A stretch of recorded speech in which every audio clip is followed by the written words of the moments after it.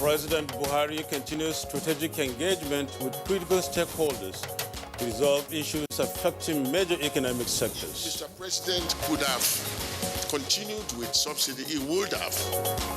But when you look at the facts before us, it is not possible.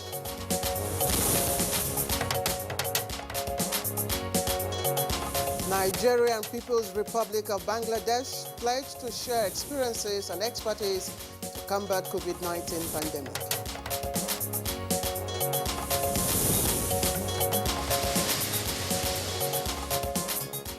House of Representatives leadership meets with security agencies over breach of national security during NSAS protest.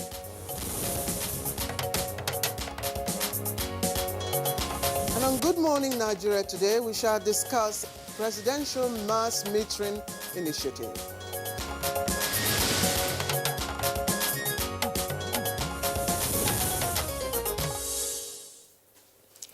Now, over the years, electricity consumers have been groaning about the estimated billing and exorbitant tariffs being slammed on them by various distribution companies. This goes for services not actually provided. Well, reports indicate that more than 10 million consumers in the country have no meters due to inability of the discos to provide to them. Now, this comprises of unmetered customers as well as customers with obsolete meters as well. And this perhaps clearly propelled the federal government to intervene in the metering issue, which seemed to be a challenge in the electricity supply chain in the country. Indeed, it is in this regard that President Muhammadu Buhari approved the distribution of 1 million meters to electricity consumers in the country, free. That is, of course, a free prepaid meter, and that will take place in the first phase of the National Mass Metering Program. And truly, according to the President, the initiative is aimed at ending estimated billing in all forms, ensuring that Nigerians only pay for the electricity they actually consume, and also closing the metering gap, in addition to increase in revenue generation. Well, this comes with a lot of good baggage for both consumers and, of course, the people. And most heartwarming is that all the meters under the National Mass Metering Program will be sourced from local manufacturers and in-country stock with a view, of course, to creating jobs. That, of course, Usman, in addition to the fact that probably you and I will get free prepaid meters without cost of installation. It's meant for all Nigerians, at least those in the first place. Indeed. And the first phase of mass metering program is underway as distribution was flagged in some states of the Federation and the Federal Capital Territory, Abuja. Indeed. So, how is the scheme progressing? When will other states begin their own distribution? And most importantly, you would want to know what will be the modality or criteria for distribution, and how long will it take to complete the process, as the program is scheduled to be in phases, and of course it will last for between 18 and 24 months. Did I hear that? Thereabout really. Questions, some more questions clear. How will this impact the nation's economy, and to what extent will it reduce unemployment, and how would it enhance revenue base of the discos and by extension the entire country? These are some of the issues we intend to tackle as we discuss the Presidential Mass Metering Initiative on today's edition of Good Morning Nigeria. I am Yusuf Nada Usman saying, good to have you on the program. And I am Claire Adilabu Abdul Razak. Always a pleasure to have you join us on the network service of the NTA. And the program is Good Morning Nigeria. If you've been watching for the first time, it's a program you don't want to miss, particularly today's edition. Let me intimate you with the complimentary segments. In a short while, we'll, of course, go over to the newsroom where Joseph Johnson, we call him JJ, is already seated to bring us the highlights of the morning news. And then we will also, much later, take the business news, and Bayo will be here to do his usual, that's the newspaper review. So for now, let's join JJ. Good morning. Good morning, Claire. Thank you very much. It's good to see you. Good to see you too. All right. In furtherance of his strategic engagement with critical stakeholders towards resolving issues affecting the major economic sectors, President Muhammadu Buhari has granted audience to some members of his cabinet to chart the best way forward. The latest were the Minister of State for Petroleum Resources, Timipre Silva, and that of Labour and Employment, Dr. Chris Ngige.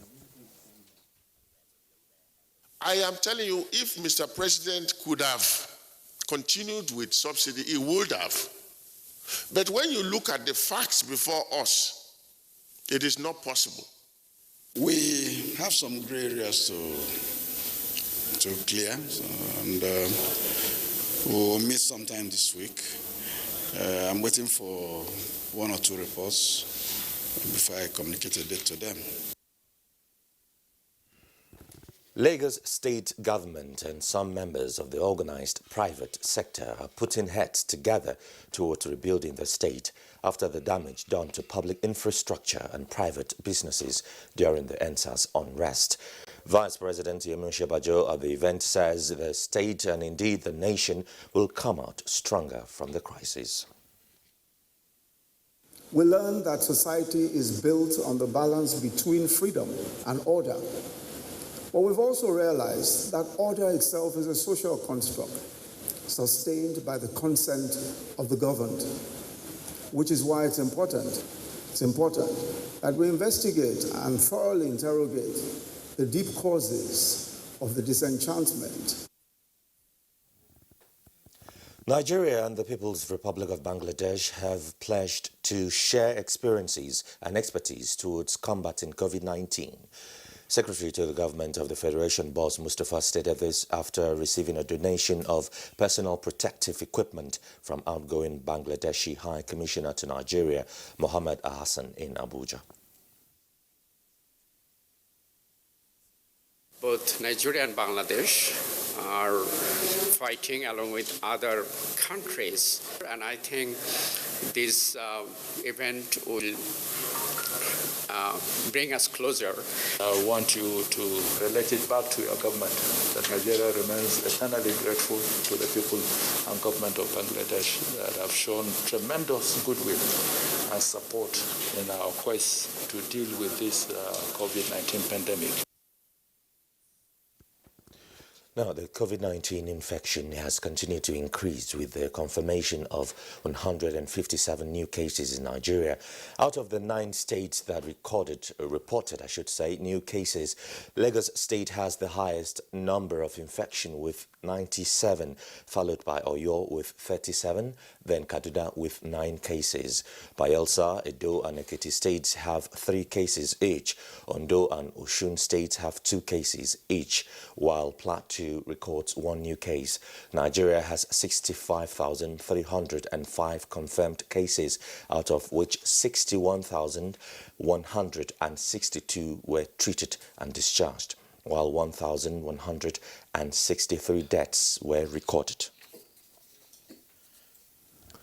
Sustaining critical support for effective delivery of health services across the country is guiding government interventions in building capacity of professionals in the health sector.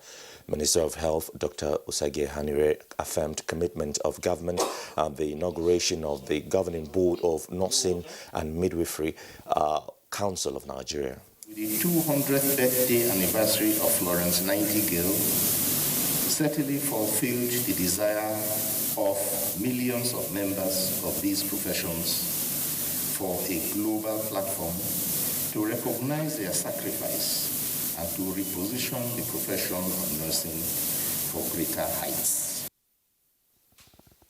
The First Lady of Nigeria, Aisha Muhammad Buhari, has emphasized the need for Nigerian women to remain key stakeholders towards the promotion of good hygiene in the society and generally maintaining a healthy lifestyle.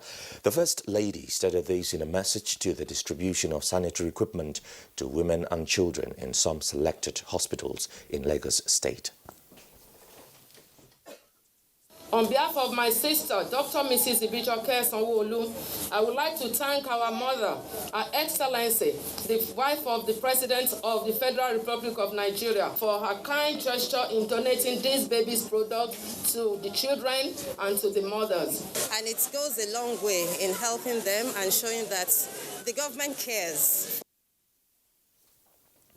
The House of Representatives has held a meeting with security agencies over the breach of national security during the NSAS protest. Addressing the meeting before it went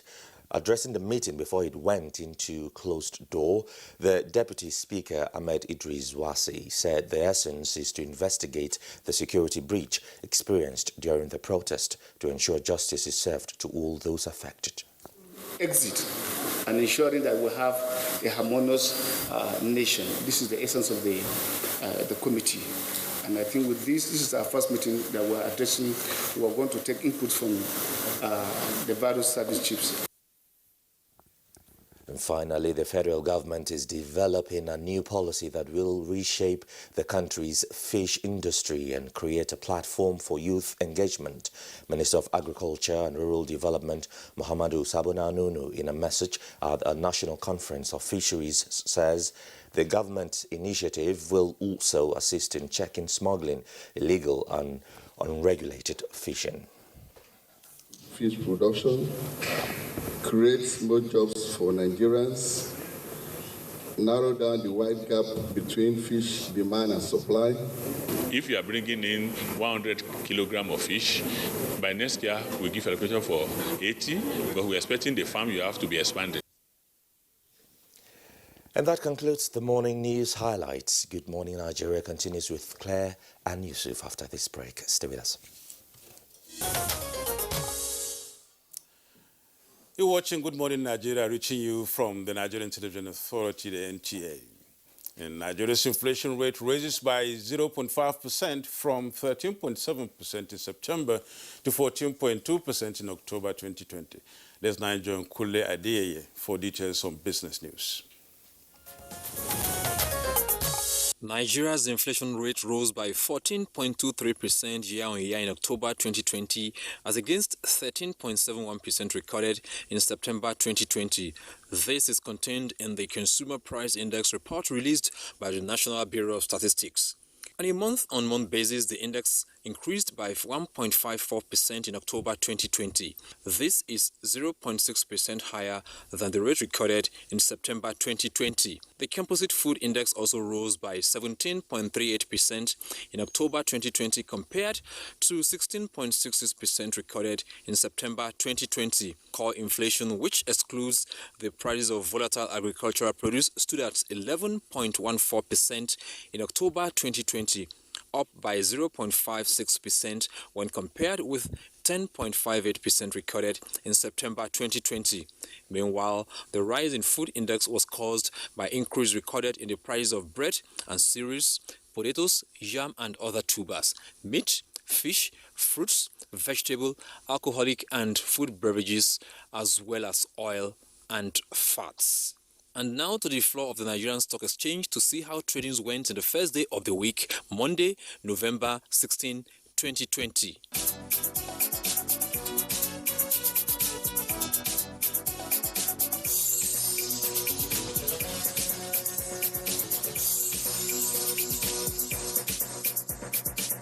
With business news, I'm Kunle Adeyeye. All right, Kunle, thank you. Now we're moving up, and newspaper review is on the line.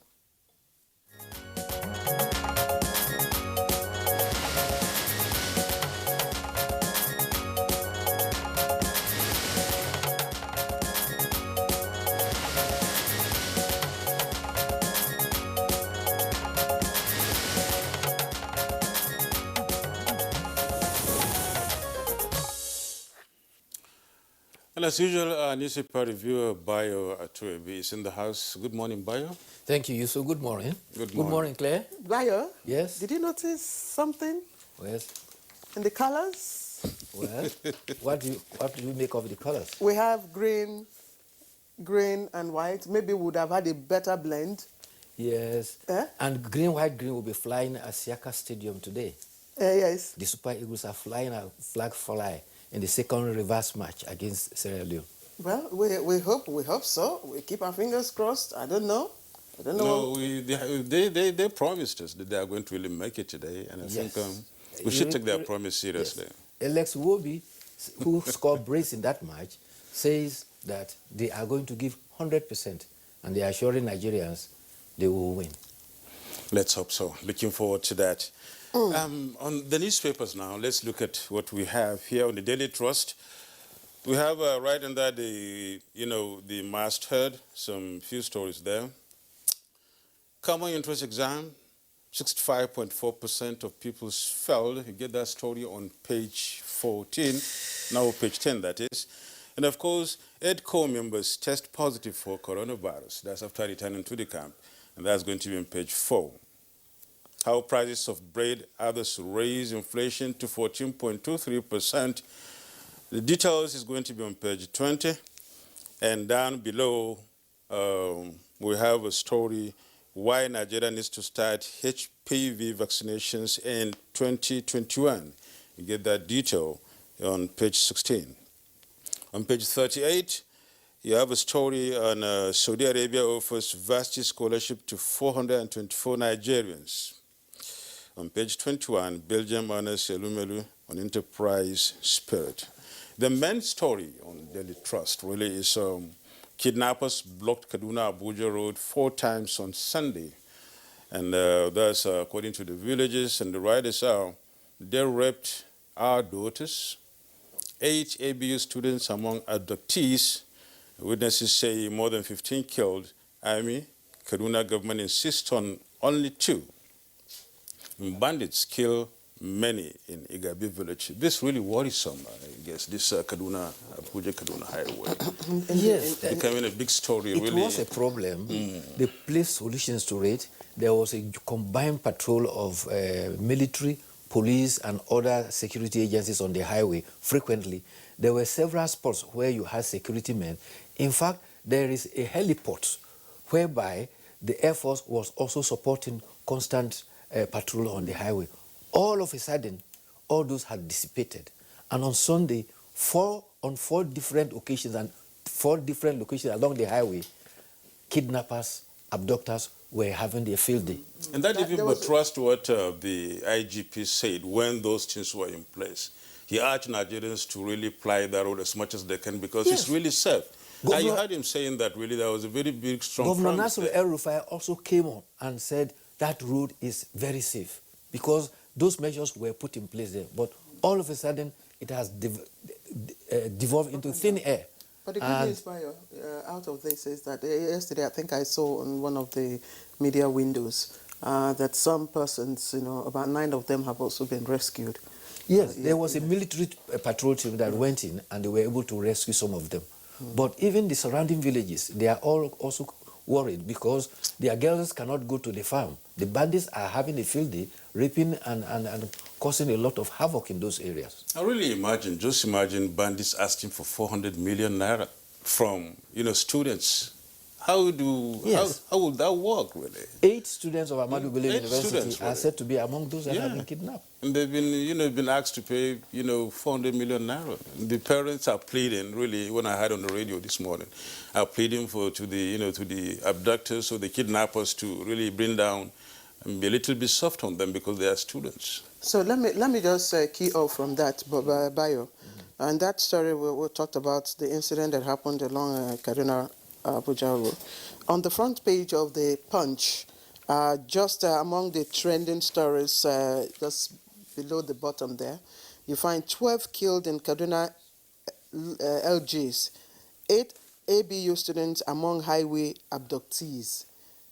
12 killed in Kaduna LGs, that's AJs, 8 ABU students among highway abductees. Details of that you can find on page 11. And just a little tilt to the nameplate, where you have the nameplate, you'll find a story there that says, Army plans anti-banditry operation, while Senate is saying troops overstretched. You may want to read up the details of that on page 11. And just above that on education, we are told that 65.4% failed Unity College's exam, while 16,713 absent over NSAS. Again, 16,713 absent over NSAS. Now, the main story, and it's boldly there on the screen, defections. Umahi's defection. PDP dodges zoning as APC woos Uwani, Ikbazo, and Obiano. Now, the rider that comes with that report, two of them, Uzodinma Okorocha Ojikalu, others reaching out to opposition governors. And the next one, we aren't disturbed. Gale of defections will soon hit ruling party, and that's the PDP boasting there. So now the NYSC core members, of course, have been sworn in. You'll see the pictures, a splash of pictures there during the swearing-in ceremony. And this is 2020 Batch B Stream 1A participants at the orientation camp in Lagos, Abuja, and Plateau states. And that, of course, happened yesterday. Other stories trending, other security stories. 3 injured as farmers' herdsmen clash in Abuja community. Now, mother, daughters jailed 34 years for trafficking girl 19 to Russia. Police brutality victim demands 5 billion naira compensation in Benue. Gunmen in military uniform abduct 5 Benue revenue workers, page 9. Now, Kogi records 20 new leprosy cases, false FG statistics. Let me take you, finally, just trending stories above the nameplate. Petrol price increase when oil goes up. That's severe. Of course, we listened to one of the news items this morning. The Minister of State for Petroleum has been explaining of course, dynamics and the increase in the pump price of fuel. NSAS police plot to detain Irama Sada for 30 more days, and experts blame borrowing fuel price hike as inflation climbs to 14.23%. Bayo, I'm done. So, yes. Let's quickly look at the petrol price. You recall that on Friday, the PPMC, an arm of the NNPC, announced a new depot price of 155 naira. And by implication, that shot pump price up to about 168 naira. And there's been hue and cry about pump price. But don't forget that the fluctuating pump price came as a factor of subsidy being removed. It meant that petrol is now completely deregulated. When it first took effect in May, petrol price dropped from 145 naira to 121 naira 50 kobo. We all jubilated. That was because the crude price in the world market had plummeted considerably. Now, the irony now is that since crude oil is one of the products that we depend on to earn foreign exchange, we pray for high crude price, and then it will go up. So we want to eat our cake and have it. There was an analysis over the weekend by an expert on what has happened with the increase in petrol price over decades. And the gloomy picture that was painted was that even in the next decade, Yusuf, we might be experiencing higher increase as the global price for oil goes northwards. Yes, because but the minister was saying that, of course, if the crude oil price comes down, for sure, the price of petrol will really come down too, and that by extension, as you said, the irony, we're going to have less revenue coming to Nigeria. Yes, well, and our prayer, like Bayo said, is for the global oil price to go up.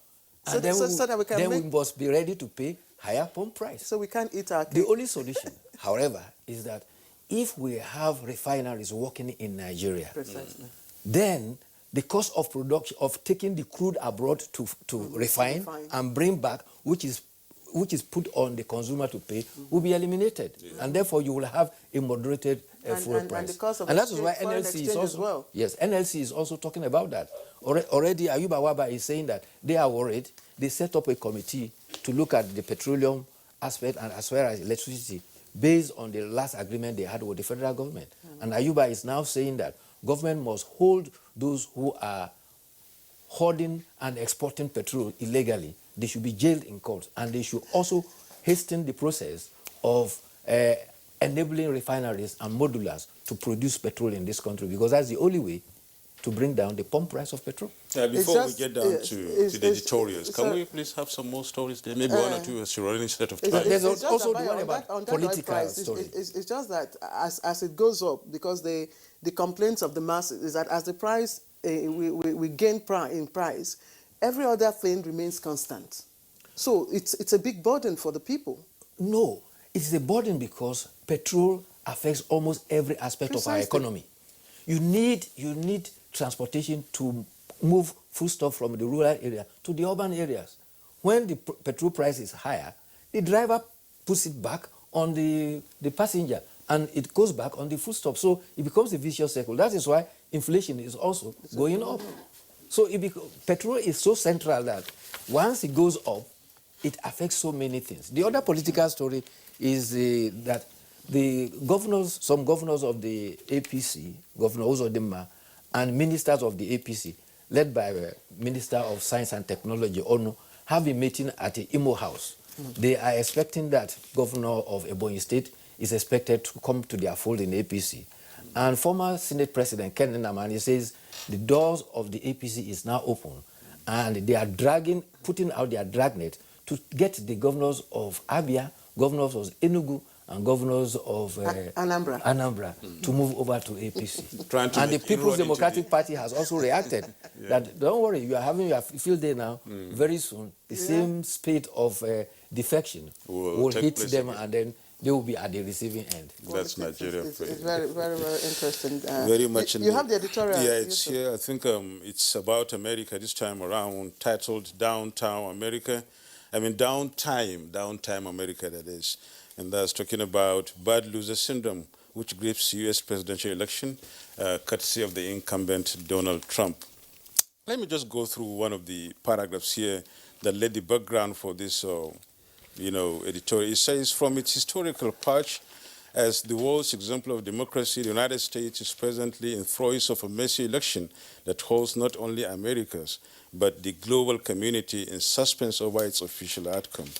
Conventional sources, like media networks and pundits, with time-honored record of accuracy, has called the November 3 vote as won by Democratic candidate and former Vice President Joe Biden, who should be taking office as the 46th U.S. president on January 20, 2021. It's all about, the vote counts, the rejection of the votes in quotes by Donald Trump and the rest of them, which doesn't really speak well of American democracy. It doesn't really, because it says here, we consider America, we consider this as a sad commentary, that's the whole development, and that the United States, the world's leading light of electoral democracy, is now hobbled by the bad loser syndrome that is the bane of less advanced democracies. Yes, after 200 years of democracy, America for the first time is challenged by a bad loser who has apparently lost election and is not willing to concede. Conceding is not constitutional, but it has been a tradition that has been accepted. Don't forget that even Hillary Clinton did not concede that she lost to Donald Trump. Yeah. So it's not the first time. But however, he has taken it to a higher pedestal to the extent that he had called that there was electoral fraud. That has been denied. As at yesterday, the agency overseeing election has said that the U.S. election has been described as the most secured in the history of America. That is the election of November 3rd is the most secure so far as America is concerned. So all the falsity that's been put across by the incumbent president, Donald Trump, has been flagged even on the social media. All his information giving indications that there's fraud has been flagged as false on the social media. And he had prevented all the processes that lead to, the formal handover. Briefings. Well, you see, by tradition, you can concede. When you concede, then it becomes a gesture. You invite the president-elect to come. There are facilities that is provided by the office that is known as GSA to provide finances for transition. But since he has not conceded and the electoral process is still on, it means this cannot go on. That is why everybody is worried. But be that as it may, already indications are that by electoral college vote, Biden has already scored as much as 306. With Trump's Today, 230. you're going to get a yellow card. You're going to get a yellow card today. I'm done. Yes, thank you. Well, So many we'll thanks. see you Thank tomorrow. you so much, Bayo. Thank you, too. Thank you for coming along. Well, let's see you tomorrow, as she said. It's going to be another good day for Good Morning Nigeria. Thanks for coming. We hope Super Eagles will win. Yeah, sure, we should, folks. Okay. I'll be there. I'll just keep my fingers crossed. I'll be watching with one eye closed. Well, all they are watching and then looking, trying to look ahead to that and then see that the Eagles keep to their promise. Yes. We'll now take a break and Good Morning Nigeria continues in a moment. Stay with us. Good Morning Nigeria is reaching you from the Nigerian Television Authority, the NTA. This morning we are discussing presidential mass metering initiative. The issue of electricity meter has been a challenge to both consumers and discos, hence this presidential mass metering initiative. Abdusalam Jubril puts together this background report to begin our discussion.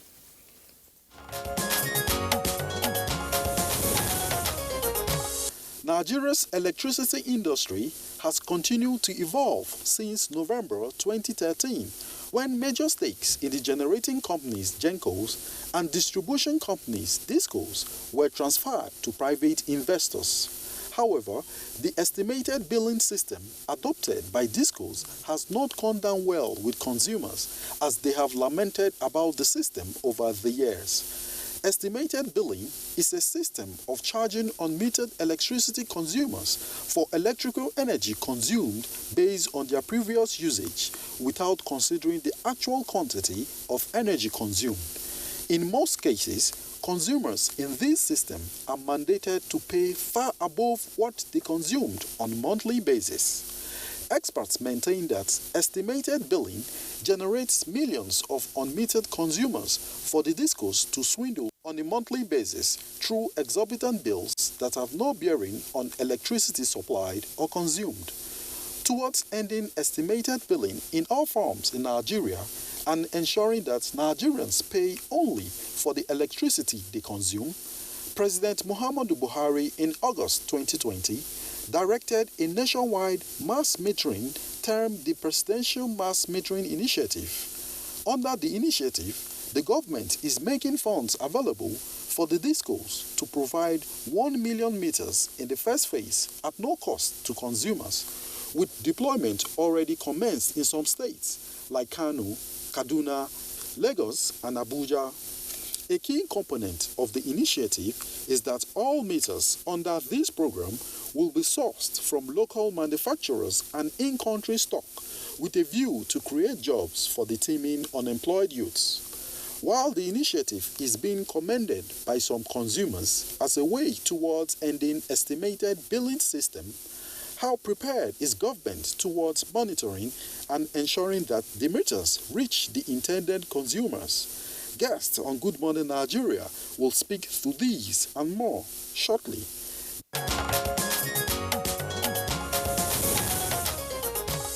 All right, that was a background there put together by our correspondent Abdusalam Jubril. Thank you, Abdusalam, for that. All our guests are seated, and just a reminder of our topic for today. We're looking at the presidential directive on national mass metering initiative, which is of course geared towards bridging the gap in meter availability. So let me quickly introduce our guests here in the studio. Professor James Momo is Chairman, Chief Executive Officer of the Nigerian Electricity Regulatory Commission, NERC, the man on the hot seat this morning. Thank you very much for joining us. Always on your hot seat, Clara. Thank you. Good morning to you both. And also joining us from Lagos studio is Hamid Abiodun, Chief of Staff to the Chairman of Momo's Electricity Meters Manufacturing Company Limited. Thank you for joining us, Momo.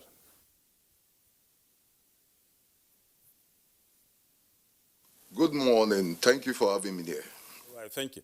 We also have from Benin studio, Adekunle Tayo, Head Corporate Communications, Benin Electricity Development Distribution Company. She's joining us from Benin. You're welcome. Nigerians and good morning viewers. Thank you for having you so very much. Now, let's get started on this discussion and then see. We should start with the man in the hot seat. That is Professor James Momo, the Chairman, Chief Executive Officer, Nigerian Electricity Regulatory Commission, NERC. It's not been easy for you, I believe. It's been really tough all the way, but it's also been said that when the going gets tough, the tough gets going. How is the situation at the moment? Give us a background. The metering system in Nigeria has become, so much problematic since 2013 through to date. And a lot of Nigerians have been, clamoring to have more. Some have been yearning not to have it because it's easier, better not to have it. And, so many other confusions and a lot of unproductive statements there. Give us a background of how the metering system is in Nigeria. Thank you so much for inviting me both again. Metering by the language, by the word, is meter a quantity.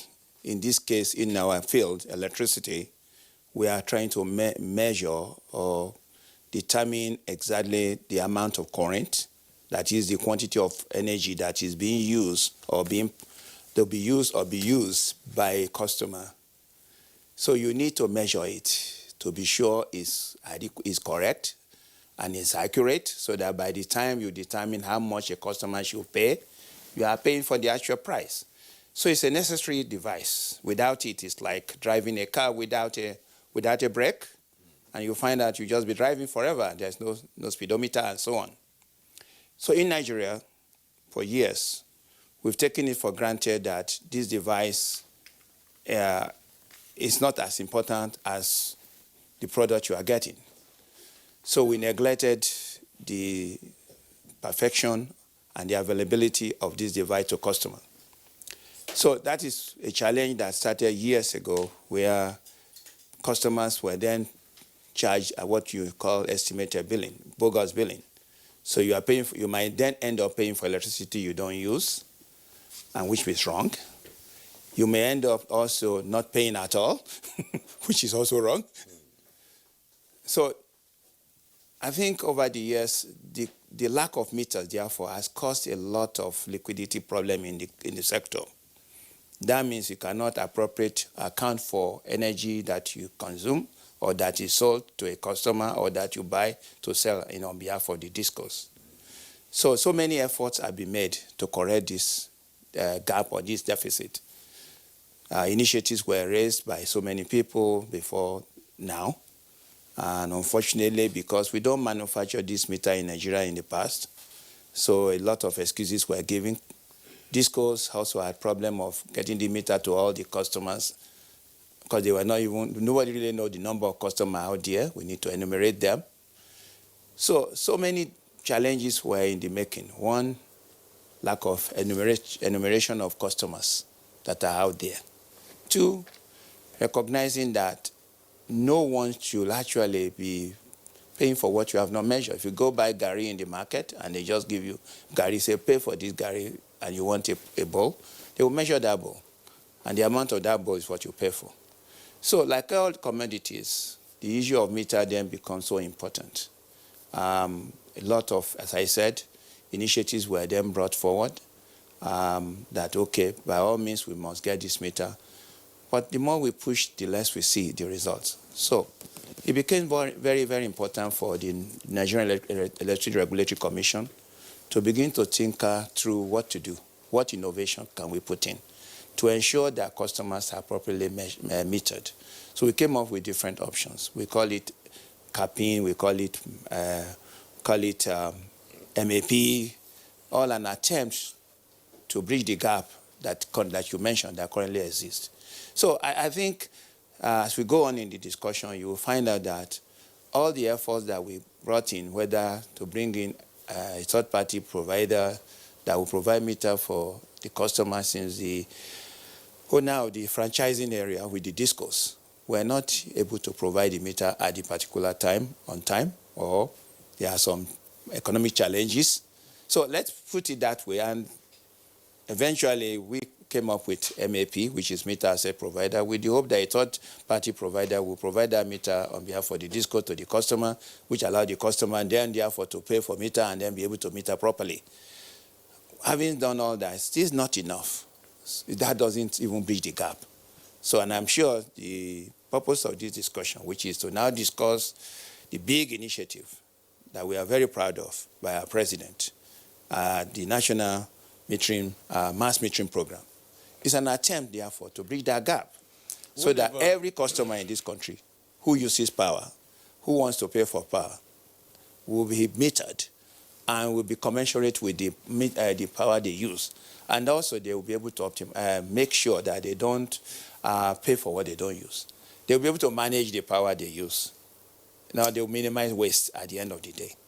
A lot of things that comes out of these gaps. Can you let's even leave the precursor to the initiative. Let's just break down this initiative so that the consumer or customer can have a clearer understanding. What is this package? What does it come with? Both for principally for the consumer. Okay. For the consumer, I think for the first time in Nigeria, they wake up to know that, okay, I turn my light on. There is a device that is measuring the current, the voltage, the amount of energy you are using. And I think the initiative is to say, if you remember what I said, I'm sure we're going to go over it again.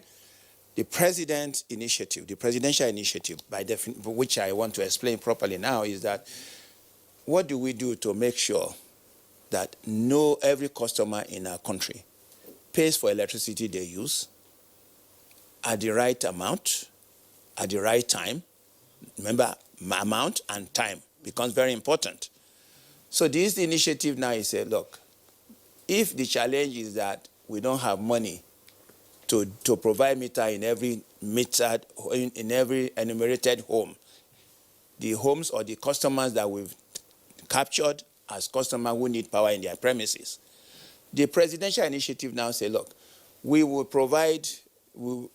determine what is missing so far. How many people are in need of meter? Let's say we have 10 million people who need meter. 44 million so far has meter. What do you do with the 6? So the initiative said we will provide the 6 million, which is from the president, to every customer. You provide the meters. The meters. The prepaid meters. The prepaid meters. At whose cost? Okay. Not at the customer cost, at the initial. That's what we want to get to know. The president initiative is to provide the money through loan to discos, okay?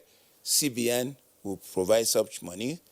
Also, the World Bank contribution will also provide that money. So the sum total of the money now will be paid through these two loan instruments. And of course, as you ask me, at whose cost? It's still, your tax is part of the money with a loan, right? And at the end of the day, the customer will not have to pay upfront money like we did before when you had to pay upfront money. So that means meters will now be provided, loaded in your, installed in your premises, and of course will be tested and will be available and connect to the live wire of the disco. So how that is done is what we are working on, and the different instrument to put it in place is being done right now as we talk. Each of the discos have been told what to do in terms of determining their gaps, so we know how many meters they need in different time scale of the program. Like in this 1 year, we are saying that there's going to be 1 million meter that will be rolled out to the customer in Nigeria. So each of the discos have put together a rollout plan that we've approved that says this is your gap so far going forward between now and the end of December, let's say. So we say total number, we want to roll out 1 million, therefore. Which disco, what do you get? Disco A, we will get 100,000. Maybe you get 90, maybe you get 70,000. So that is what we are doing now. And each of this is being rolled out and is being evaluated and monitored. Yes, before we get down to the other guests we have on this program, let's lay the background and see the foundation really.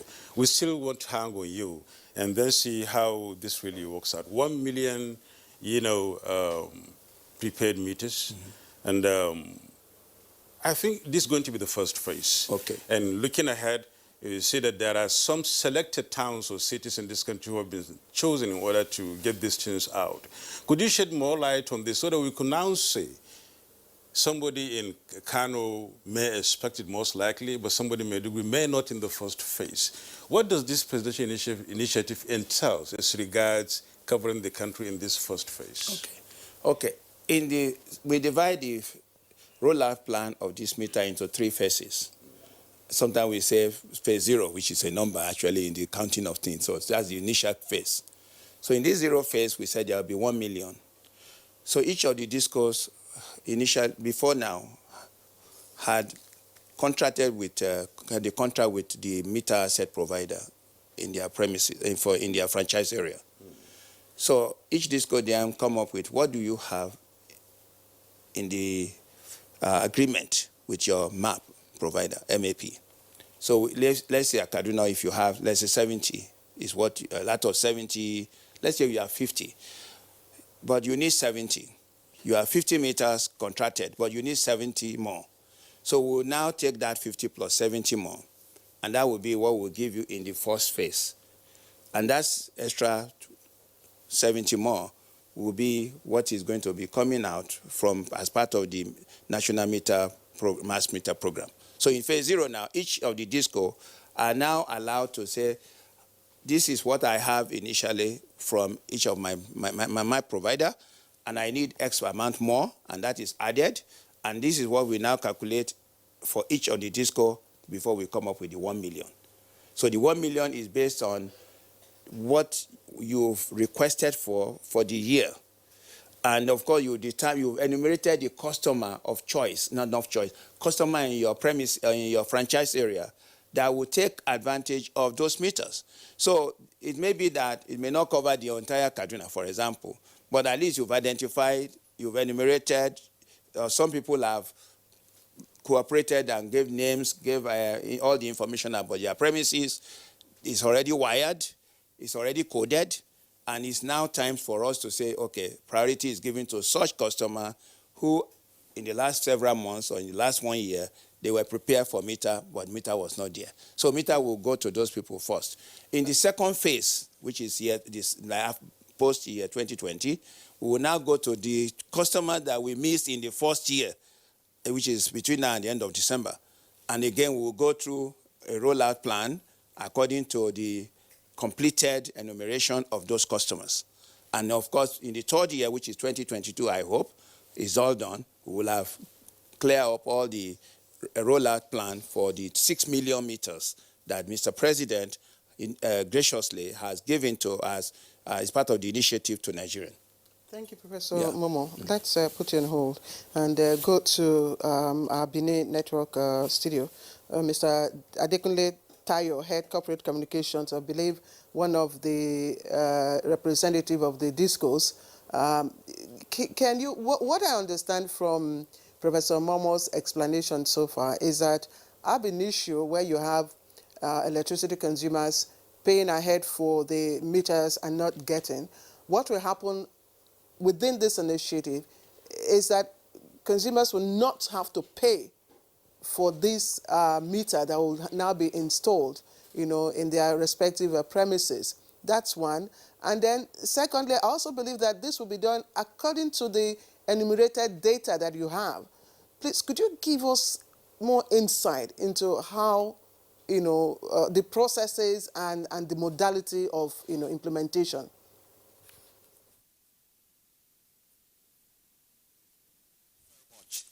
First and foremost, the presidential mass metering initiative is a salutary one. It's one that is going to help bridge the metering gap in the Nigerian electricity supply industry. And of course, it is going to assist a lot in eradicating, if not completely, to a large extent, the issue of estimated billing. Be this Electricity PLC, one of the discos, covering Edo State, Delta State, Ondo and Ekiti State, has also keyed into that presidential mass metering initiative. And based on what the chairman of NEC has said, we are allocated 90,870 meters under the phase 0, as he rightly pointed out. And of course, the rollout is to start soon with some formalities based on the arrangement. Like he said, banks are also involved. The meter asset provider is also involved. Once the formalities are concluded, the enumerated customers in our franchise areas who are ready, whose premises have been certified okay in terms of wiring, in terms of codification, and they are ready for the metering, will go through all this process and they will be allocated the meters. Of course, at the initial stage, from the onset, they will not pay, but on a long-term instrumental basis, they will pay and the cost will be amortized. And the beneficiaries will cut across all the locations within our franchise. For those that will benefit from the first phase, once they have finished the completion of the necessary documentation, they will start, enjoying the installation of the prepaid meters. Those that cannot benefit from the 0 phase, when the next phase comes up board next year, 2021, we also put them there and push the meters to their premises. And we are working on the modalities, and as soon as this is completed, the rollout will begin. Customers or consumers know if their premises have been certified, to benefit from this initiative. The enumeration process is an ongoing one. Even with the meter asset provider currently in force, this is a continuous exercise. We go to customer premises and the enumeration exercise is going on. We sensitize them on the need for their premises to be enumerated, because a precondition the regulator has said must be operational before you can even install meters in customer premises. So the customers are duly aware, and the enumeration is a continuous exercise. Those that will succeed in enumerating their premises, they know they have their chances of being metered is quite higher. And those that we don't meet at homes, we also request them to come to our offices so that we can also, kickstart the process of enumeration for them. We have also emphasized the fact that enumeration will help us to plan and know the kind of meter suitable for their premises. For instance, if you are consuming energy, whether your premises, based on the appliances that you are using, that's the load assessment, whether you will put a 3-phase meter or a single-phase meter there, it is based on that enumeration and the load assessment that will help us to know this. The kind of location you are, the kind of wiring that we put there, whether there are issues of poles, there are other accessories that are necessary. The enumeration exercise, during the process, we discover all this and put everything in place. Then the wiring is also important so that once you are metered, the energy is getting there are no leakages, and some other processes too that we also have to pass through. But if you miss the exercise, it's a continuous one. We have always told our customers that. So for those that are ready, based on our database, those are the information available during the phase 0 that is commencing very soon, they will start benefiting from it. And others that can benefit during the first phase, will roll them over to the phase 1 in next year. Mr. Adekunle, are you in a way suggesting that you don't have complete data of your consumers at the moment, that some enumerations and some other data sourcing techniques have to be done in order to get these things done? I'm just thinking about the fact that as a disco, you should know that so number of people, all right, are really on this network, and as such, so number of them have meters, so number do not have meters.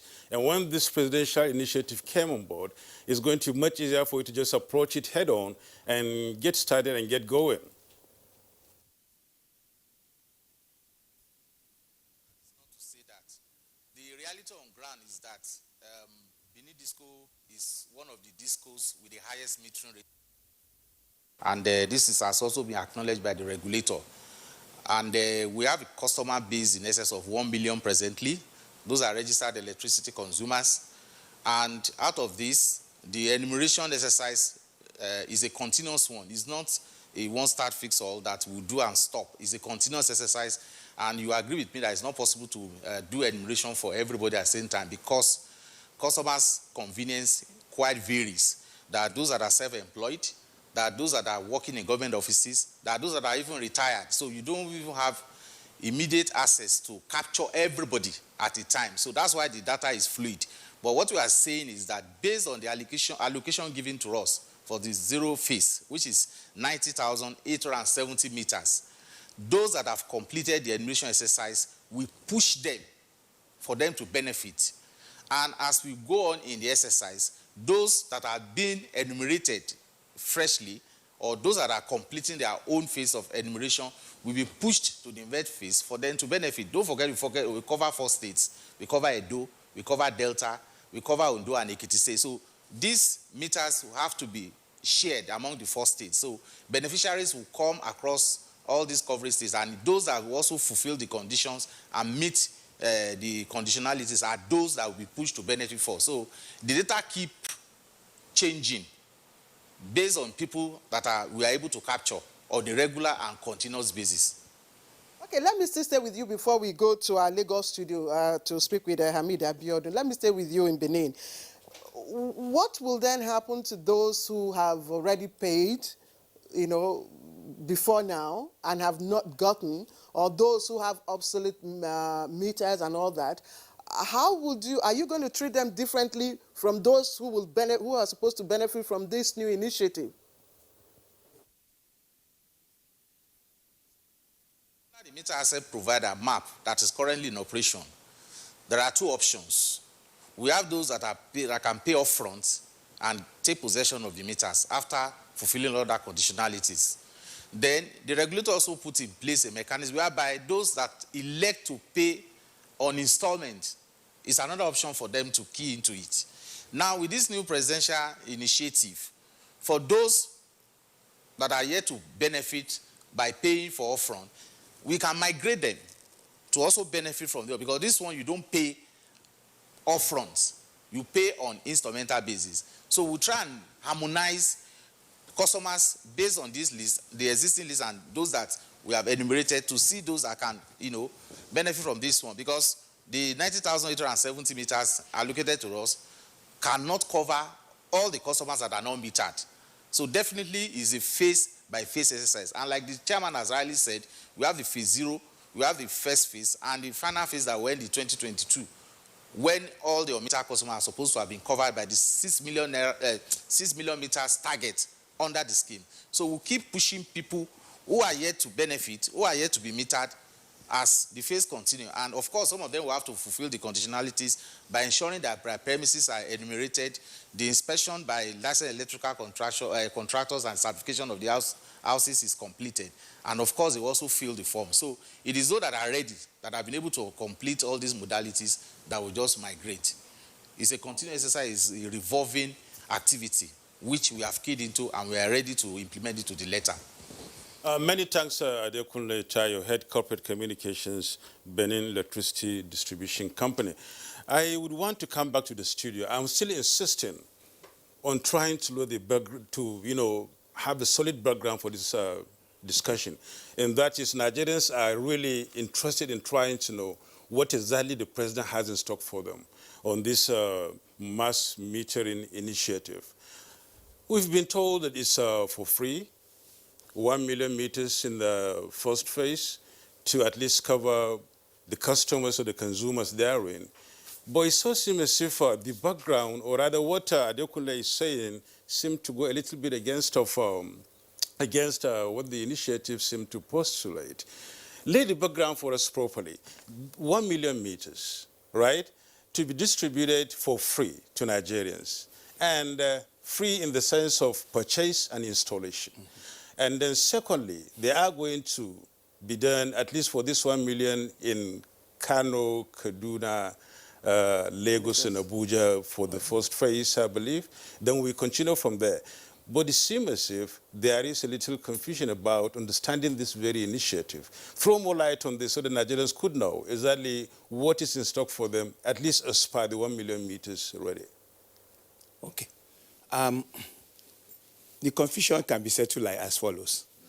Like you had the one enumerated customers. There is a difference between consumers and customers. Let's start from that definition. A consumer may be consuming electricity without paying for it. So enumerated customer is different from just a consumer. So let's say a customer becomes a consumer after you've been enumerated, you are properly networked, you have your lines, like you said, you've been coded as a customer who wants to pay for electricity. You've been properly connected to the live wire, can be connected to the live wire, and then we put a meter in your premises later on, after we've captured you as a number, coded as a consumer who can be measured, who has an identity by name, by class, in terms of are you a single-phase customer, are you a three-phase customer? Not only that, you are also captured by your location, so we know where you live. So you have an ID. It's just like saying, who am I?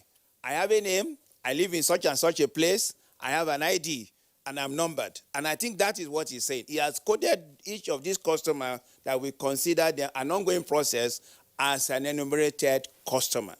Now, what Mr. President says that even when you are now enumerated customer and you don't have meter and you are still being charged electricity, it's not going to go anymore in the country. What we are saying is this: it's no longer tenable in this country that I will be paying for electricity I have not used, I have not been properly monitored, I have not been properly measured. It's wrong. So the background is that we came up with different options. Let's come up with estimated billing. It's not working. People are still trying to game the system. Some are even still stealing power. So what we are saying is this: okay, what do we do? Give a meter to every customer. Let's see how it works. But we cannot do it in one day. We don't have the manufacturing capability to supply to put out 6 million tomorrow morning. So we divided it in phases, and we have contract already with map providers. This is what he said. So this means that the presidential initiative is said, look, go give them this meter now. But how do you do it? Either you source it locally, so you create jobs for people that manufacture it, made in Nigeria, for Nigeria.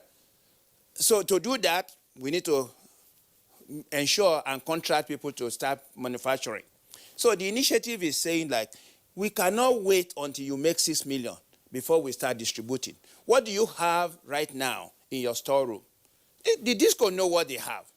So we did an inventory. From the inventory, we find out what they have in the stock pack. So we say, okay, if you have 50% of what your customer, based on what we can do right now, 1 million available. Let's say money is 1 million. No. Money is 1 million is not free money. And know that it's 1 million. So money is 1 million customer. Right. 1 million meter is 1 million, millions of naira. Yeah. Right? So that million naira for phase one, the money is coming in phases too. Don't forget. I think that's important.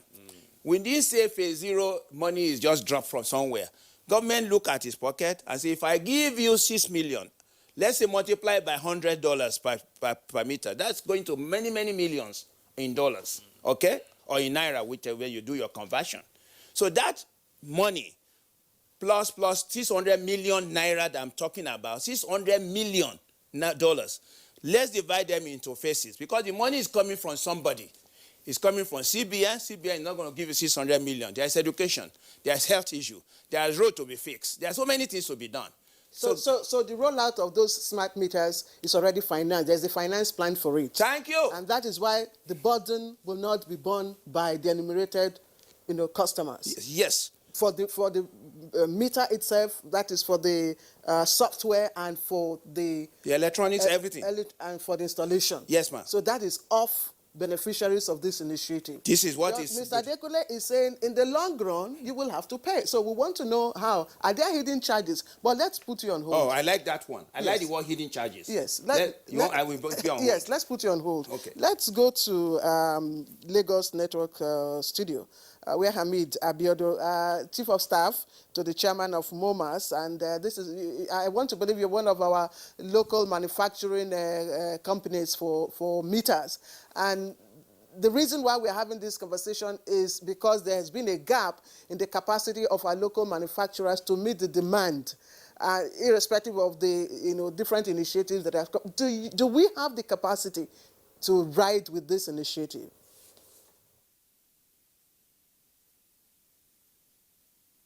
Thank you so very much. Let me start by saying that there is local capacity in the country. The bane of the problem in this sector is the fact that deliberately, let me put it that way, we chose not to reckon with the manufacturers in the sector. And if you look at the country very well, and if you look around the world, there is no way you can develop without reckoning with your local manufacturers. Let me go be a little bit, let me say that contrary to what the chairman just said now, manufacturers have always been in this sector. And this is the first time in the history of this country, in the history of the power sector, that manufacturers are being reckoned with. And why all this problem that we have in this sector today is born out of the fact that we refuse to want to develop the sector. Other developed countries that you are seeing, even the Chinese economy that you see today, they started from somewhere. And MOMAS, where I am representing here as the Chief of Staff, has been in this country for over 25 years. And I want to, first of all, commend Mr. President for this initiative. But I would say that this initiative is just a temporary one. When there are key issues that we need to address, even with the deployment of this 1 million meter that we're talking about, we should also be talking about the manpower. That is there, do we have sufficient manpower to deploy this number of meters? I would say no. And given the fact that we are a committed corporate entity that has been contributing immensely to the development of the sector and to the development of our economy and our nation at large, we decided, okay, let us see what we can do on our own as part of our corporate social responsibility, because even the regulatory agency should be concerned about the manpower that that will deploy this, that will install these meters. Let me put it that way. And on our own, we decided to select candidates across all the geopolitical zones in the country. They are right there in our premises that I'm talking to you, over 300 youths to be trained on meter installation to complement this initiative by the federal government. And it's in a way, it is to create employment opportunities for our youth. And this is what we've been talking about before now, that when you look inward, there is more to gain. When you decide to develop your own, to accept your own, there is more to gain. Now, as we're talking now, we are just doing this as an eye-opener, so that all the states, because we routed these candidates through the state government, so that all the government at all levels can see the potentials in this sector. As I'm talking to you now, in our factory, we have over 200 workers. Because of this intervention by the federal government, we have doubled the shift. It is now over 400. And that is how it will be increasing. Now, there are underlying issues that are to be addressed in the sector. This 1 million initiative is just for the meantime. Metering need, like I used to say, like I normally say, it is like every other need. It is a continuous need. Population is growing. It is not something like when the NERC came up with this idea of wanting to bridge the metering gap by bringing it, they identified that we have metering gap of 5 million meters and all, what have you. We were at the forefront conversing that there is local capacity, capability in the country, that you don't need to inject such a huge amount in Chinese economy. And this initiative that you're seeing today didn't just come up.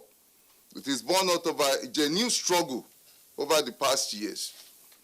Genuine struggle to ensure that we are not killed.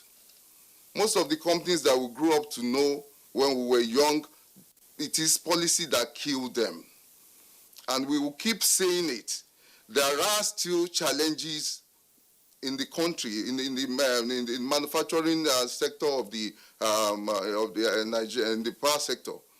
And thankfully, the Federal Ministry of Trade, Industry and Investment, when they saw what I'm talking about MOMAS, what we have on ground, decided to come up with an industrial policy, which has never been in the sector. Because industrial policy connotes identifying the strength of the players in the sector and support them accordingly. And as I'm talking to you, we are the only original equipment manufacturer in the sector. Part of this industrial policy is to ensure that some of all the raw materials that are not readily available in the country that are being sourced from abroad are made to attract 0% import levy, so that this will encourage us to expand our production capacity. These are the things the regulatory agency should be doing to support the sector. And in a way, by the time all this is in place, we will not have reason to be importing some of these components, because by way of expansion, we will have decided to now say, okay, we want to start also, because we make some of the meter enclosures in the country. We will now decide, okay, we want to start making relay and shunt and what have you. And this will have multiplier effect, not only on our sector, but other sectors of our economy. That is the way to grow. There are issues that are to be addressed.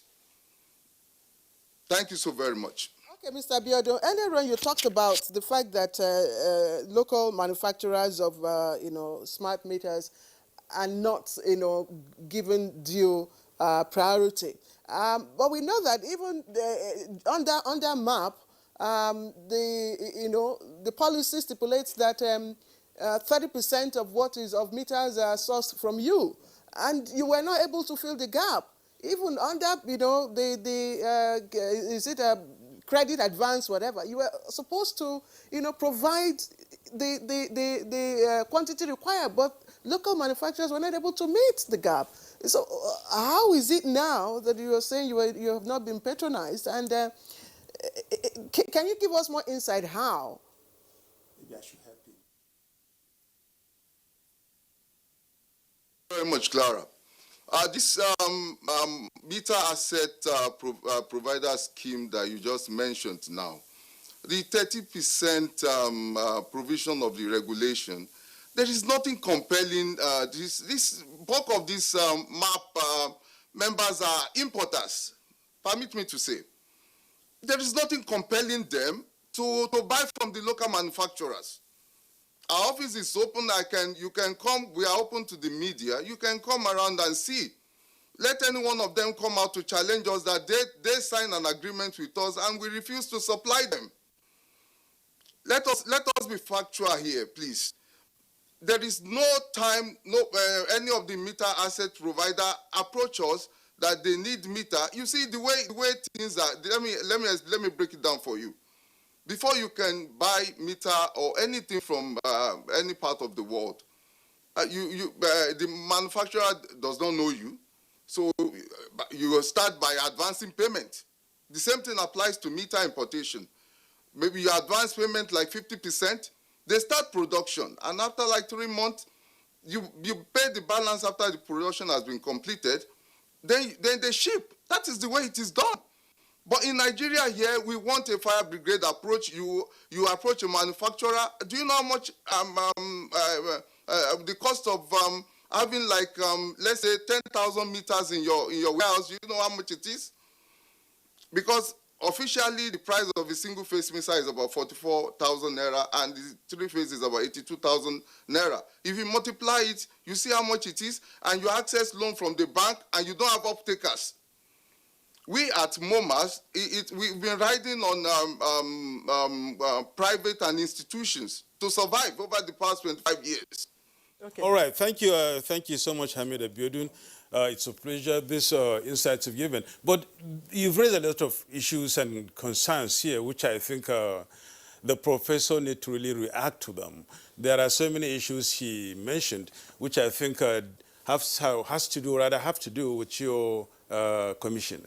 I think he probably took a wrong direction in trying to attack the commission. The commission, on the other hand, is the one you should be congratulating and applauding for what we have done to make a difference. What do I mean making a difference?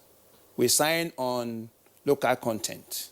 We push local content to encourage, to promote, and to ensure that made in Nigeria for Nigeria is the new thing. Signed by that order by Mr. President, we drove it, we push it, and we ensure that 23 number of manufacturers of meters in this country buy into it, including MOMAS. MOMAS, we visited you. We applauded your effort. But I don't understand why you will use the media to say that the regulator has not done enough for you. We have done very much to promote you and to promote all other manufacturers. In fact, phase 1 and phase 2 is meant for the local manufacturer under Mr. President initiative, that you all will provide that meter going forward and beyond the next, the 6 million. So hurry up, make sure you have all what it takes to design, develop, implement, demonstrate, and deploy meters. Don't forget, at the end of the day, even when it is locally made, you need to work very hard to make sure your transistors, your chips are made in Nigeria. But he says he says there is no deliberate enforcement.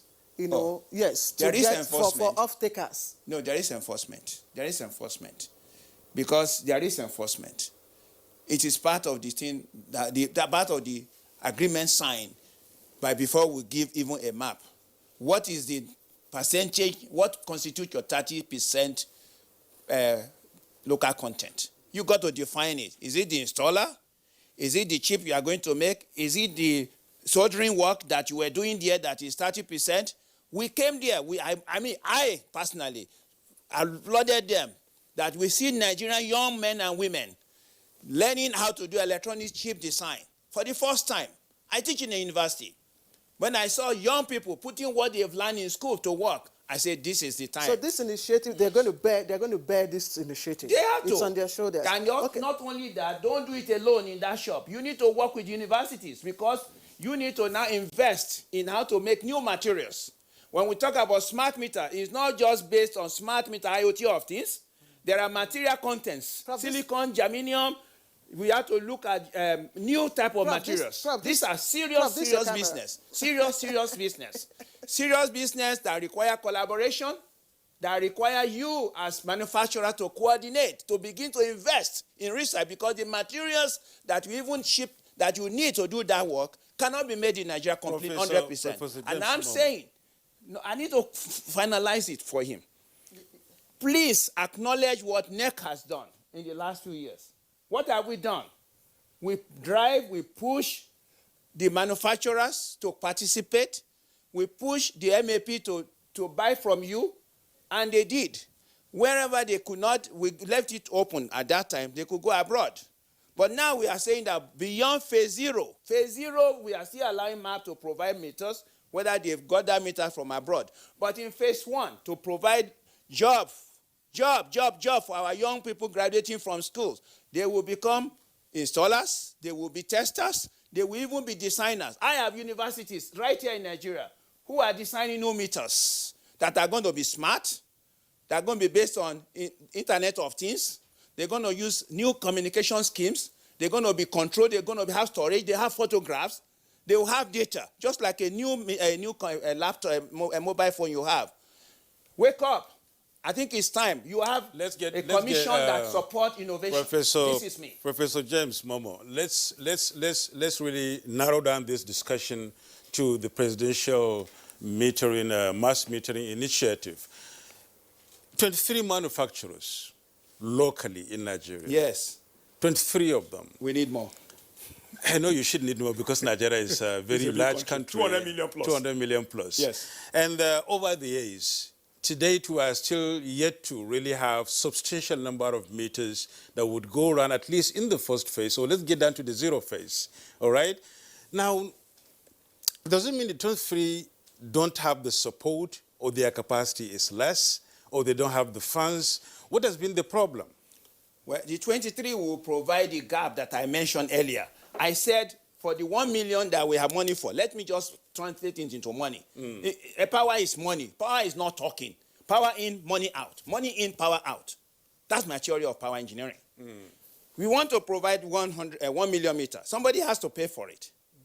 But we have a contract, legal contract with some MAPs. They already have meters to be provided to customers, stuck in some places. They may take us to court. So we say, bring that meter up, those MAPs, push it out. If it is 40% of such meter that is available, put it 40% of meter is right here. The 60% missing, let's go to the local manufacturers. What can you do more? We just woke up. Where were they all this time? We woke up to solve problem. Professor Momo. So now we are 100% meter equivalent to 1 million to be rolled out between now and December ending. We are running after the meter, the discos. They must provide these meters they have identified with, and the discos and the manufacturer whom he represents must provide this device right away. But they should not stop. Let's put you on hold. Let's go for a short break. Sorry about that. I can understand your passion. You're watching Good Morning Nigeria. I told you that this is going to be a very interesting discussion because it's a topic that affects almost everyone. Everybody is a consumer of electricity. So let's go on this short break. When we come back, we'll now look at the cost burden on you and me. All right, welcome back. You're still watching Good Morning Nigeria on the network service of the NTA. So let me bring in Professor James Momo again before we go to Benin.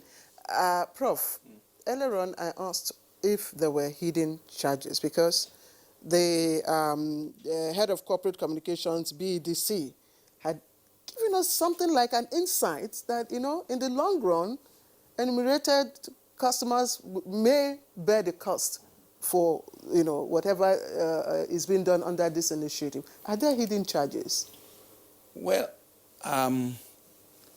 what I think the chief communicator from Benin Disco actually meant with respect to these hidden charges, as far as Mr. President is concerned, the money that is being given to the cost to this initiative is not to be 100% paid for by customers. To me, it's a loan to Disco. They must pay back eventually.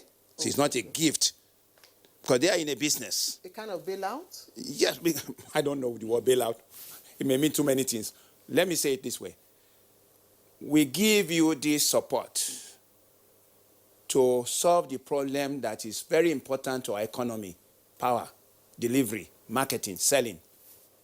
Meter is a central processor for getting this done. If that is true, please roll out these 6 million meters. Do not frustrate customers.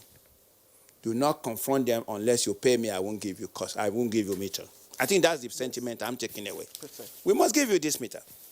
And you will make sure you will pay for electricity now. In fact, to the extent that you'll be so happy, you'll be using more power, more electricity, more energy. But along the way, I'm very sure that the charges that a customer will receive at the end of the day in terms of invoice of electricity usage may include a tiny bit of $0.00001 or naira that may be captured either because of, you may call it service charge or whatever it's called, right? Which every one of us will not mind paying. Maybe that's what he's saying. But I don't think he's going to wake up in 2021 and start saying, customer, you are now going to pay 40,000 naira for your meter. No, it's not going to happen. It's not in the agreement that we are signing with them so far. But there are always service charges everywhere you go. Anywhere you go. Anytime, any day. So that would be the only charge that they might program, if you call that hidden charge. They can program it in my invoice. I'm a customer too, don't forget. So if I receive my bill and I see a tiny 2, 3 naira per month extra, I don't mind paying. Because I know Mr. President has paid the balance, the difference. That may go on till 2022. When the customer number increases and there's no more support from the government, I'm sure customers are now used to meters, and meters will be cheaper because it will be locally made. Our students will be all over the place. You remember the time you used to buy cheap for the telephone? It used to be like thousands of naira. Yeah. Now you can go to the telephone, you want to buy a cheap, it's 200 naira. Do you imagine? 200 naira now. So I'm assuming, and I know it will happen.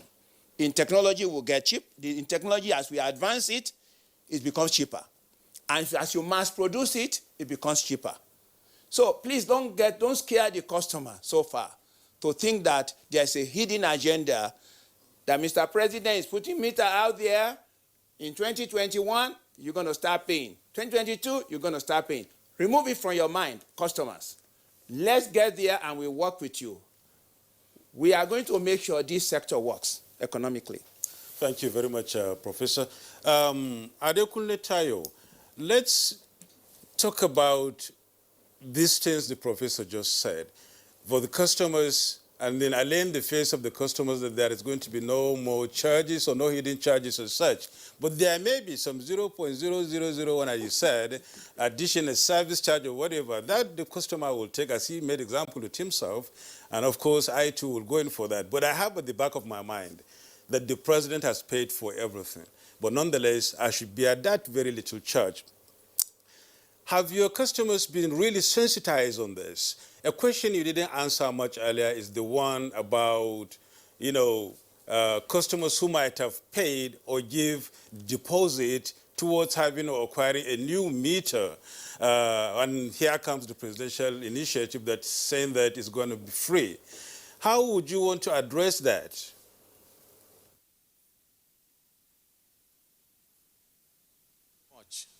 I like to align myself with what the chairman of NEC, our regulator, has said. I agree with him in total. It's a win-win situation for all the stakeholders in this mass metering initiative. It's going to help us as a DISCO, distributor electricity, to ensure that we do better energy accounting. It's also going to help the customer to ensure that he only pays for what he or she consumes. And even the regulator to do proper monitoring of the industry. Local manufacturers too, they also have a piece of the cake in terms of developing their capacity and deployment ability for local meter manufacturing and all that. And just as the chairman has said, they've been given a portion of the requisite quantity to be produced. Now, what is very clear in this whole arrangement is that for the customer, there will not be any upfront payment. There won't be any hidden charges.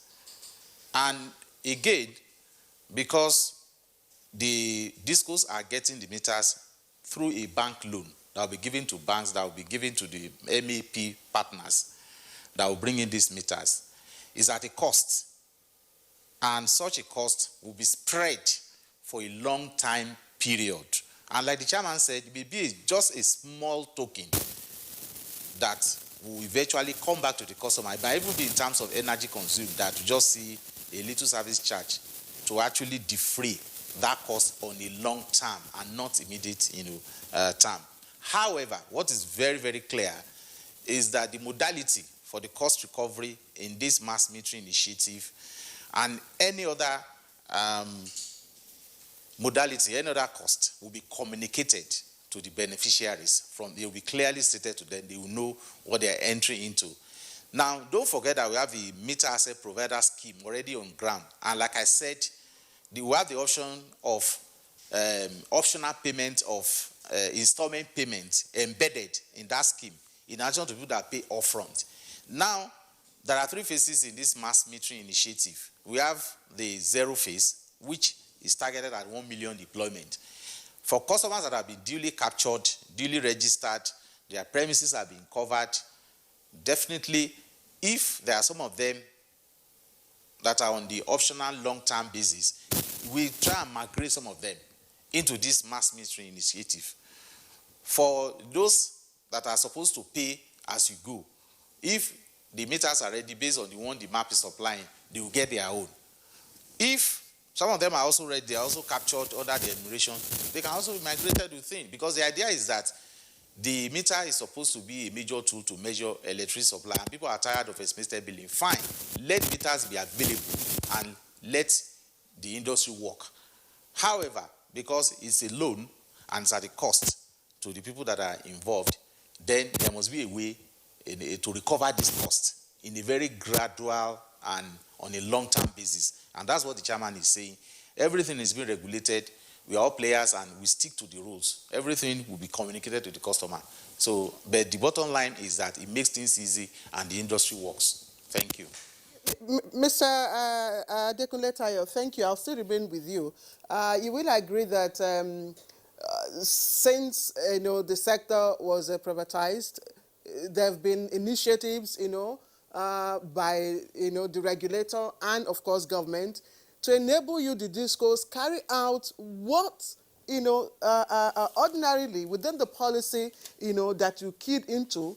Your key performance indicators meant that you should provide meters for at least more than 1 million customers, but you haven't been able to do that. So why should enumerated customers trust you in this? And I also like you to tell us how, because you've also complained about the multi-year tariff order, that is the MYTO, and the impact on your metering capacity. How does this initiative help you resolve those issues? Thank you very much. Just as the chairman said, enumeration is key for a customer to be metered. Because during the enumeration process, you're able to capture the data of the customer. You're able to see, you are able to assess the load, that is in terms of consumption capacity of the customer. You're able to code the customer, you're able to put the customer in your network and duly registered, duly serviced properly. When all this one is done, then you can give good and efficient services to the customer. But during the process of enumeration, what we have discovered is that a lot of the customers are not available. Some of them are not at home. Some of them, you don't even have access to them. And if this enumeration is not done, there's no way you can provide efficient service, even including metering to all of them. Now, this presidential mass metering initiative will help in actually bridging the metering rate, in the sense that discos have been trying to ensure that all the customers are metered. But there are a lot of things happening in the environment. For instance, the customer population keeps growing, even through enumeration. When we started at DEDC about 7 years ago, the customer population was less than 1 million, maybe about 600,000 or thereabout. But through enumeration, new customer capture, new connections, the customer base was able to grow to over 1 million. And it keeps growing on a daily basis as new connections are done and some other customers are captured into the grid via enumeration. Now, this presidential mass initiative will assist in supporting the metering program that is already put in place by the regulator. Like the chairman rightly said, we have about 10 million gaps to be filled. But with this presidential initiative, 6 million out of that 10 million gaps is to be met. And that's why it's spread out across, a phase-by-phase implementation basis. You are also aware that we have to also give room for local content, and that's why the local manufacturers have been factored into it. The CBN is providing this financial support, not direct to disco, but they are using banks that will guarantee the loan. And they are using the meter as a provider who is going to bring in the meters to be given to the customers. And each of the discos have been allotted some quantity in terms of target to be met under the first phase, are rarely initiated by the chairman. Ours at BEDC is 90,870 meters, which has been allocated to us for rollout. And this one will start soon as some of the modalities and the formalities are met. The paper signed, the customer, is duly captured, and some of the other things, arrangement involved, are fully met. These things will roll out and will be met. So, in a way, the Presidential Mass Initiative is assisting in trying to ensure that the power sector works, and some of the major complaints of escalated billing is eradicated. It is not a one-cap-fits-all. The existing meter arrangement being run by each of the discos will still continue. We have some other types of metering that we are doing. All right, Mr. Dekunle Tayo, we'll return back to you in a moment. We have a number of tweets that have come in. Yusuf, I think we could quickly take them, let's go continue with our conversation. Yeah. Yes, okay. Let's begin with Dele Jack Solomon. And I really want to appreciate you, Dele, and the rest of you who always send in your tweets. Thank you very much. So Dele Jack Solomon tweets, to achieve the target of ending estimated billing, government should be prepared to tackle saboteurs head-on, especially as spoilers in the sector would not hesitate throwing a spanner in the works with the usual administrative bottlenecks. We must be resolute to checkmate this. And Innocent Yawal James says, this is just an initiative. And would those concerned do justice and be patriotic enough to obey the presidential initiative without flooding rather complaints? And the metering is a huge step towards bringing sanity to the electricity problem crippling the nation's development. Chris Simeon, power sector has suffered bottlenecks for more than a decade now. For a presidential mass metering initiative to meet its target, federal government, discos, GENCOs, and stakeholders have to come together for roundtable discussion and draw guidelines and modality that will reposition the sector. Steve Bond, that is 007, says it's a good initiative if it's followed to the letter, and that's what you're trying to do here. And Titus Monday, there is another one, Steve Bond, 007. Stephen says it's a good initiative if it's followed to the latter. Okay, you read that? Yeah, I did. Okay. Go ahead. So, Titus Monday, I hope and pray that some individuals wouldn't hoard the meters to later sell them to the highest bidder. Stiffer monitoring should be in place to avert moves by some greedy people to profit from this laudable project. I wish to thank government for this palliative at this critical moment. Ajani Olatunde Olaolua says it's going to be a noble project if done equitably and transparently. And Ugwai Christiana Ibuka, it's a noble idea from the presidency, but the problem will be executing and implementing so that the average man can benefit without cutting corners. The woes and tales of estimated billing abound, and if this mass metering succeeds, I see us solving 40% of our electricity problem. Comrade Ngala says mass metering initiative is a good development. It will reduce the cost of electricity bill.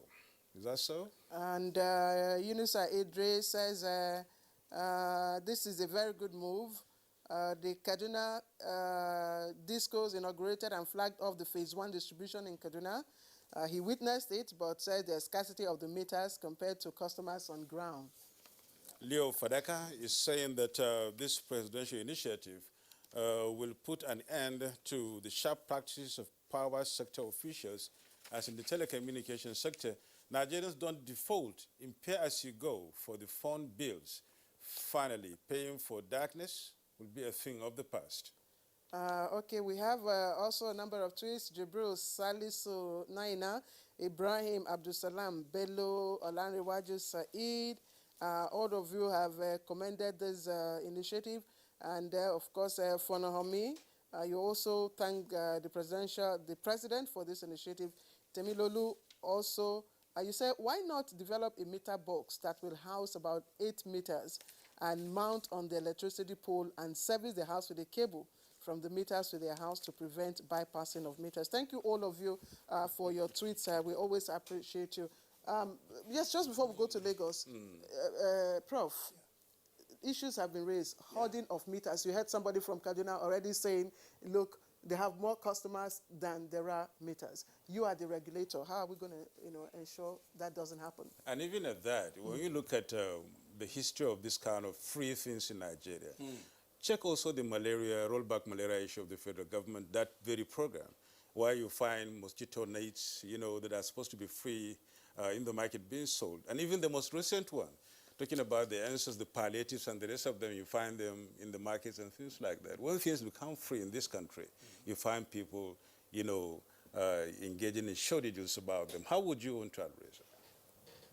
First, I want to acknowledge a lot of positive comments from the tweets, especially in respect and acknowledging the Mr. President. A bold decision, a very wise decision for a good leader who had made it possible for this country to turn it around in the energy sector.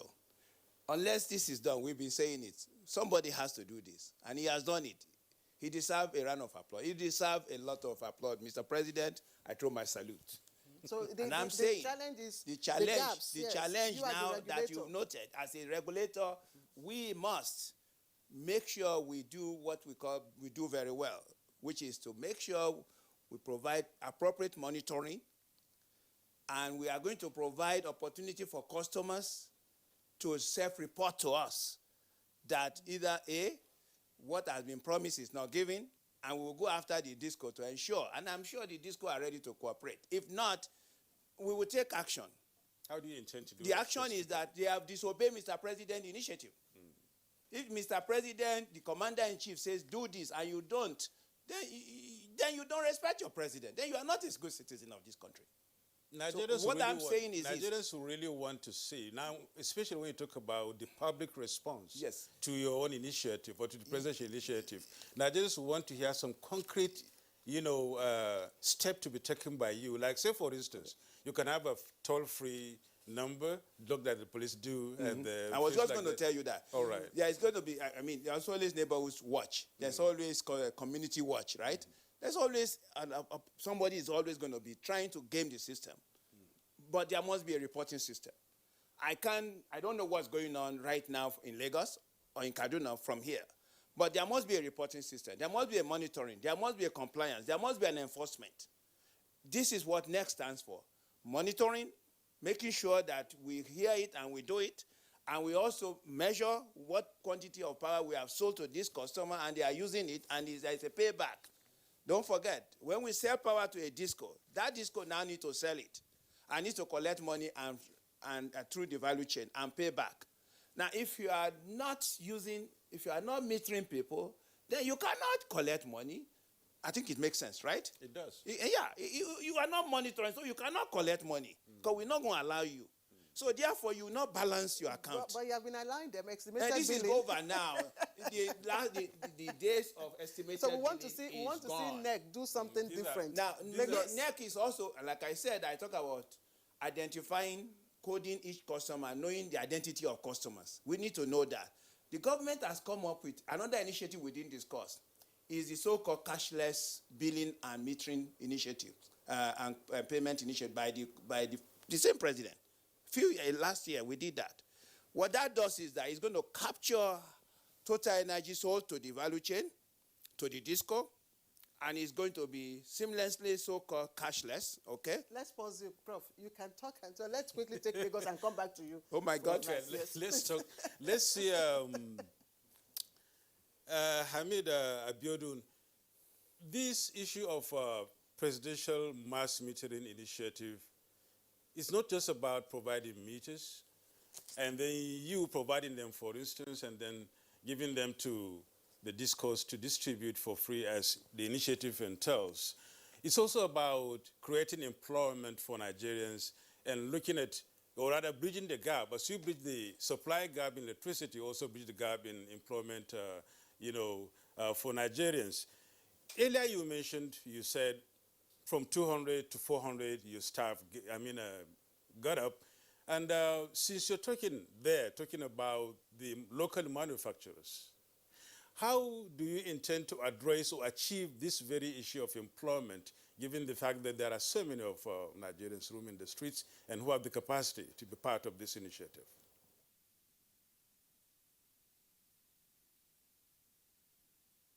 Very much. Like I have stated earlier, I do not know. I don't know whether Mr. Chairman misconstrue my position. Maybe I'm a bit passionate about the sector. But I said it earlier that as I'm talking here now, we have over 300 youths in our metering school. That is the first of its kind in this country. And even the NERC, we have written to them for endorsement. We are even sponsoring a national critic workshop with the MBTE on the school. So we're doing a lot on our part. Like the effect of this NMMP, it's enormous, given the fact that, like I said, it has really,